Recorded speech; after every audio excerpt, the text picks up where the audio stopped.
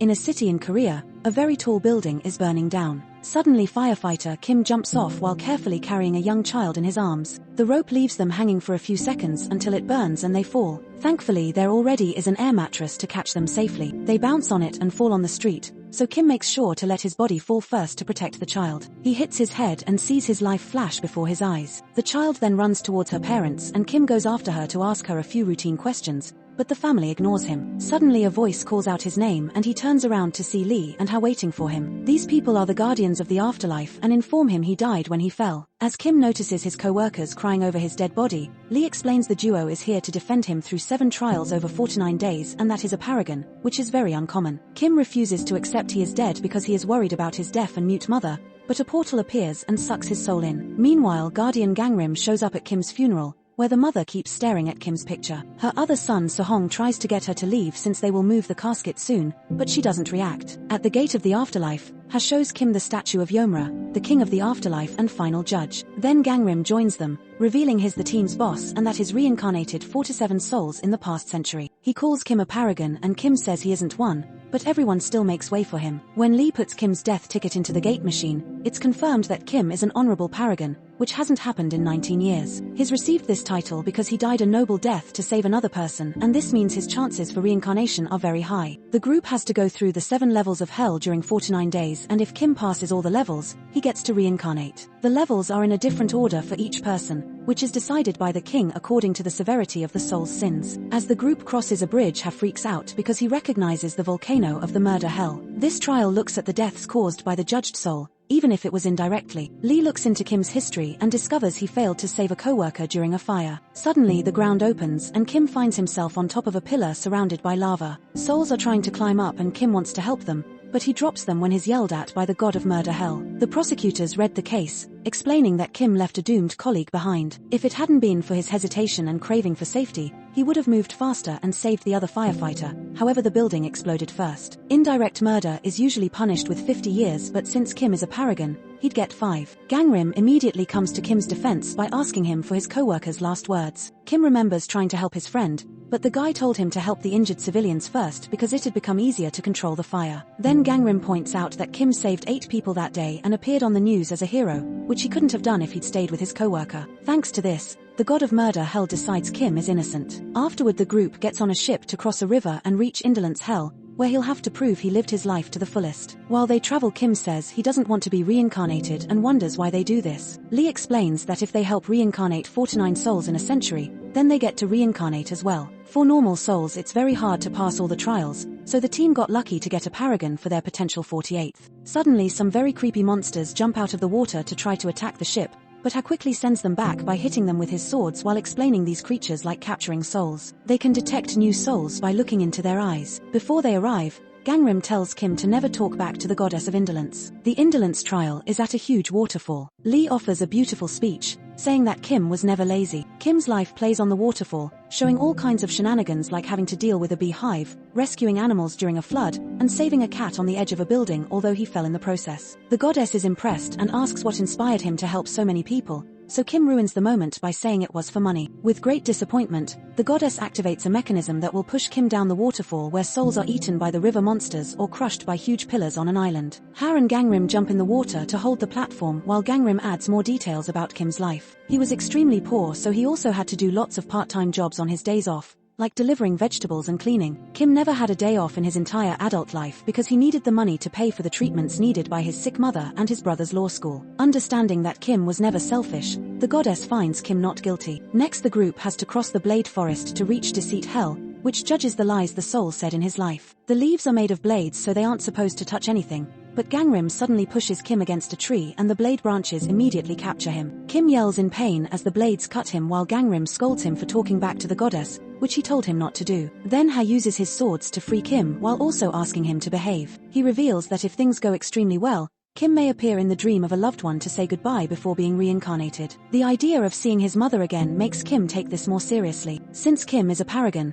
the group gets to do the last part of the journey on a boat that crosses the forest at great speed. The Guardians notice vengeful Gowls on the trees and ask Kim if he has other relatives besides his mom. The Gowls are getting closer, so Ha and Gangrim take out their blades and begin bringing them down while explaining that a family member has become a vengeful spirit. Gangrim cuts off a monster's head, which lands on the boat before another Gaul jumps in. As they fight it off, Gangrim falls into the water and has to hold on to the edge of the boat to stay with his team. Ha manages to kill all the Gauls that attack next, giving Gangrim time to climb back on the boat. Then Ha throws a blade at the Gaul that almost captures Kim before hitting the side of the mountain, accusing an avalanche that blocks the stream behind them. Many Gauls get crushed and the others can't follow them anymore. Now Ha can conclude that either Kim's brother or his mother has died with a grudge and they're roaming the living world. When they reach land, Kim gets blindfolded. Gangrim announces he's taking a detour and tells the other guardians to delay the trial if necessary. Afterward, Gangrim goes to the living world and uses his powers to teleport into a government office. He searches the memories of this place and watches Sehong with his mom receiving a box with Kim's personal items. The mother grabs an old plant from the box and Sehong scolds her, saying she should throw it out because it's dead, but she refuses. Next, Gangrim teleports to the family's apartment and touches the plant to see its memories. He discovers that Sehong is angry because Kim has abandoned their mother. To Gangrim's shock, the mother can see him, which means she's close to dying. He uses sign language to pretend to be a person rescued by Kim who came to offer his condolences. After the mother hugs him, he asks her for a moment alone to say goodbye. Now Gangrim can use his blade to summon the Gaul, who turns out to be Sehong. Gangrim starts chasing him through the neighborhood, noticing how the Gaul leaves a trail of frost behind him. Attacking him with his blade doesn't work, and Sehong manages to escape. In the afterlife, Kim gets tired of the blindfold and takes it off, causing more Gauls to appear. However, the creatures are quickly killed by two huge guards that arrive with King Yomra, who wants to know why Kim has brought Gauls to his land. Ha explains that Gangrim is already investigating and will eliminate the Gaul's soul to bring peace. Still thinking it was his mother who died, Kim runs to Yomra and asks him to protect her. Ha has to pull Kim back and Lee apologizes to the king, who says that if Gangrim doesn't finish his job soon, he'll go to the living world himself. In the living world, Gangrim visits an army base and hears soldiers talking about Sehong deserting because of his brother, as if they didn't know he was dead. Flashbacks show that Sehong was a good friend to his team and an excellent soldier. Gangrim pretends to be a higher-up and interrogates Lieutenant Park, who claims not to know where Sehong is. Back to the afterlife, the Guardians can't buy time anymore and Kim must go through the deceit trial. Memories show that Kim wrote 98 letters to the daughter of the man he failed to save, pretending to be her dad so she wouldn't suffer at such a young age. However, she discovered the letters were fake and felt utter despair. Kim doesn't know what to say, so the goddess of deceit Hel captures him with vines and threatens to cut his tongue. Ha telepathically asks his boss for help, so Gangrim tells Park that he knows Sehong is dead before leaving the office. Then he links his mind to Lee's to speak through her and explain that Kim also wrote fake letters to his mother, pretending he had a great life with a wife and kid instead of being a low worker every day of the week. He did this so his mother wouldn't give up fighting her illness, and it worked because now she lives a normal life. The letters also encouraged the girl to stay strong during her grief and helped her move on because she felt someone was watching over her. The goddess realizes Kim is a paragon, who usually passed through her hell without a trial, but today the prosecutors lied. She announces Kim is innocent and the group leaves. On their way out,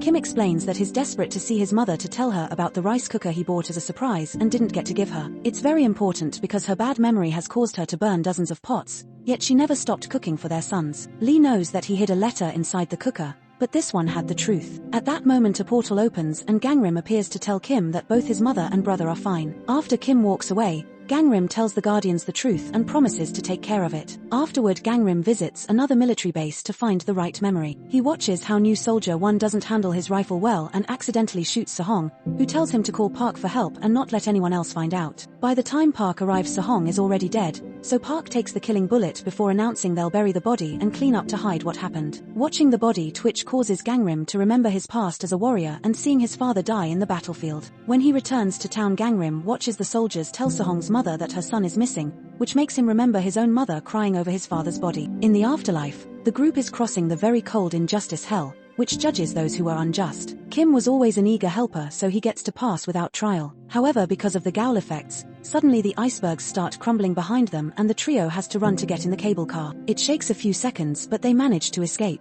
During the trip, Lee tells Kim that the souls in the ice are cold-hearted people who didn't help those in need. She also reveals that Guardians don't have memories from their time alive unless they're high-ranked like Gangrim. While they chat about memories, Ha accidentally tells Kim that his brother died. When Gangrim begins digging out Sehong's body, the car shakes again and a cable breaks. Lee almost falls off, but Ha catches her just in time, only for him to start slipping out too. Kim immediately uses the broken cable to climb down and rescue the Guardians, announcing he finally wants to reincarnate just to be with his mother because she's alone now. Then Ha appears next to Gangrim and scolds him for digging out the body instead of destroying it, which is messing up the mortal world. Gangrim says the mother deserves the truth and a funeral to say goodbye. Citing the afterlife rules, Ha begins attacking Gangrim with his blade, but Gangrim easily blocks all the moves and sends her back. Meanwhile, Park is trying to convince one to take a vacation before the higher-ups interrogate him, and the Gowl can be seen haunting them. Later, Gangrim follows one to a club, where he sees the Gowl shaking on the disco ball above one. Before it could fall, Gangrim chases Sehong out of the club and opens a portal to push him through it. Then the duo appears floating in the air, and after some struggle,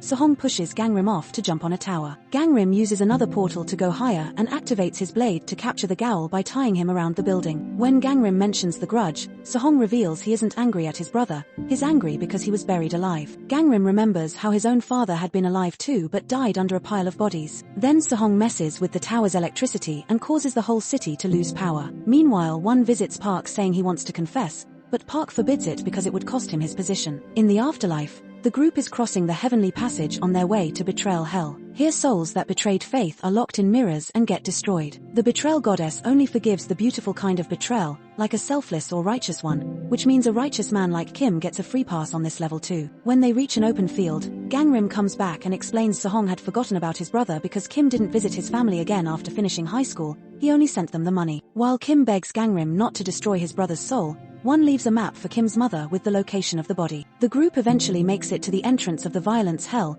known as the vacuum sinkhole. Its depth depends on the soul's crimes. Since Kim is a paragon, this shouldn't be too deep, so Ha pushes him in before the guardians follow him. In the living world, Gangrim finds one in the middle of self-deleting. Sehong also sees it and asks Gangrim to save him, promising to do whatever he asks in return. Hoping to help Kim, Gangrim cuts the rope to save one. However, interfering with the living world causes Kim to fall very fast on a big rock, which tilts and makes him fall again. Kim catches a falling Lee, ready to use his body as a shield again. Then Sehong makes Gangrim tell one that he didn't do anything wrong and he shouldn't cry over the past anymore. As one finds peace, the falling stops in the sinkhole and the team is safe. Afterward, Kim is put on trial and it's revealed that when he was a teenager, he beat a malnourished Sehong up while their mother was asleep and never apologized for it. In fact, it was after this fight that Kim ran away to never return. The god of violence finds him guilty and the floor crumbles under Kim, showing thousands of souls in despair. Ha opens a portal to talk to Gangrim, who is currently digging out Sehong's body. Gangrim tells them to request a combined trial, so Lee does just that. This means that if Kim is found guilty at the next trial, he'll receive a double punishment and his guardians will be stripped of their privileges. The god agrees to the deal, so now the team has to walk through the eternal desert to reach the filial impiety hell. Meanwhile, Gangrim destroys Sehong's body so he isn't a Gowl anymore, but his soul must visit his home 3 times before moving on. While they walk, Sehong explains that the fight they saw in the trial started because he woke up and found Kim about to put a pillow on their mom's face. At the same time, Lee sees this memory and asks Kim if he tried to kill his mother. Kim reveals he wanted to kill his whole family because they had no hope. He even had sedatives ready to self-delete. However, he couldn't do it, so he ran away to protect his family and lived the rest of his life making money to make up for it. At the military base, Kim's mother shows up with a sign that says, "Please find my son." The guards try to stop her, but the lady runs through the gates to confront Park, who throws away the sign. When he tries to kick her out, she takes out the map. At the same time, monsters appear around the team and Ha has to fight them alone, using his blades as much as possible. Park yells that Sehong is a deserter and pushes the woman, who collapses and is taken away in an ambulance. Seeing all this causes a furious Sehong to become a Gowl again. He pushes Gangrim with such force that he sends out a shockwave, which brings all the soldiers down at the base and creates a sandstorm in the afterlife. Then Sehong transforms into a raging tornado and grows huge in size as he starts destroying the base with lightning and fireballs. Gangrim teleports all over the area to save every single soldier except for Park, who runs to reach a truck. He tries to drive off, but the tornado picks the truck up. Sehong hits it to destroy it. Park falls off, so Gangrim jumps to catch him, only to be pushed off by the incoming truck. Lightning strikes Park and knocks him out so Sehong can capture him. A desperate Gangrim calls for Ha, who suddenly appears and jumps into the middle of the tornado to rescue Park. In the afterlife, Kim pushes Lee aside because he's starting to sink into quicksand. When Sehong is about to attack Gangrim and Park, he hears Lee's desperate cries through Ha's portal and freezes when he sees his brother fully sinking. This distraction allows Gangrim to hit Sehong with his blade, transforming him back into a normal soul. Back to the desert, rock structures emerge from the ground and Kim is safely released from the quicksand. The death god is also King Yomra, who immediately pronounces Kim guilty of trying to kill his mom. When Lee tries to defend Kim, Yomra reveals that on that night, the mother had only pretended to be asleep. She wanted her kids to have a normal life without having to take care of her, so she would have let her son do the killing. Kim is devastated to hear this and falls to his knees as he agrees he deserves punishment. As the prosecutors begin to read the sentence, The desert begins crumbling and they hear a voice say Mom. It turns out Sehong saw all this through the portal and asked Gangrim to let him visit his mother in her dreams. Sehong shows her his new fancy robes and explains he's become a prosecutor in heaven, so he can't visit her anymore. He cries as he describes how Kim worked all his life for them and asks her to forgive his brother, but he freezes when he hears his mother talk. She says her sons did nothing wrong and it was all her fault for failing as a mother, so she apologizes before hugging him. Watching all this makes Kim have a breakdown. Yomra explains that a sin that was forgiven in the living world can't be judged in the afterlife, which means Kim is innocent and granted reincarnation. As Kim is reached by a beam of light, he thanks Lee before disappearing. In the living world, Gangrim asks Ha to guide Sehong to the afterlife because he's become a paragon too. When Ha begins protesting about a former Gaul becoming a paragon, Gangrim realizes that the Ha that tried to stop him before had been Yomra in disguise. Later at the hospital, Gangrim leaves a package for Kim's mother. It's the rice cooker and Kim's final letter admitting the truth. However, the lady loves it, and the old plant starts to bloom. In the afterlife, Gangrim tells his team that Sehong will be their 49th reincarnation. Then he and Ha get ready to fight all the guards in the desert to get a meeting with the king. Thanks for watching. Subscribe and turn on notifications to watch more videos like this.